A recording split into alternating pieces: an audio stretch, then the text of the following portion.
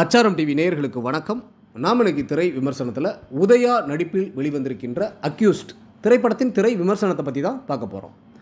இந்த படத்தை பிரபு ஸ்ரீனிவாஸ் இயக்கியிருக்கிறாரு. உதயாவுடன் இணைந்து யோகி பாபு, அஜ்மல், ஜான்விகா, தயாரிப்பாளர் தயா பன்னீர்செல்வம் மற்றும் பல நட்சத்திரங்கள் நடிச்சிருக்கிறாங்க.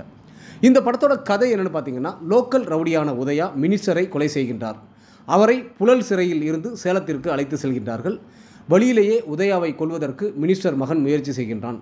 என்கவுண்டர் செய்வதற்கு காவல்துறையும் முயற்சி செய்கின்றது. யார் இந்த உதயா? அவன் செய்த குற்றம் என்ன? அவன் உயிருடன் நீதிமன்றத்துக்கு சென்றானா இல்லையா என்பதே இந்த படத்தின் மீத கதை.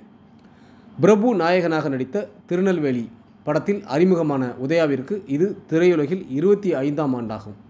இன்று வரை துடிப்புடன் நல்ல கதையை தேர்ந்தெடுத்து தயாரித்து சிறப்பாக நடித்து வருகின்றார். குற்றம் சாட்டப்பட்டவரை நீதிமன்றத்தில் ஒப்படைக்க அழைத்து செல்லும் காவலர்களில் ஒருவராக செல்லும் வேந்தன் கதாபாத்திரத்தில் அஜ்மல் சிறப்பாகவே நடித்துள்ளார். மலராக கொடுத்த கதாபாத்திரத்தை சிறப்பாக நடித்துள்ளார் ஜான்விகா. லாட்ஜ் ஓனர் ராமநாயுடுவாக யோகி பாபு நடித்து தனது பாணியில் அனைவரையும் கலாய்த்து சிரிக்க வைக்கின்றார்.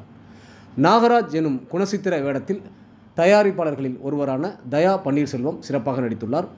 சாந்திகா, பவன், இயக்குனர் பிரபு ஸ்ரீனிவாஸ், பிரபு சாலமன், டி சிவா, சங்கர் பாபு, ஜெயக்குமார், தீபா சுபத்ரா, ஸ்ரீதர் என இதில் நடித்திருக்கும் அனைவரும் அவரவர் கதாபாத்திரம் உணர்ந்து சிறப்பாக நடித்துள்ளனர்.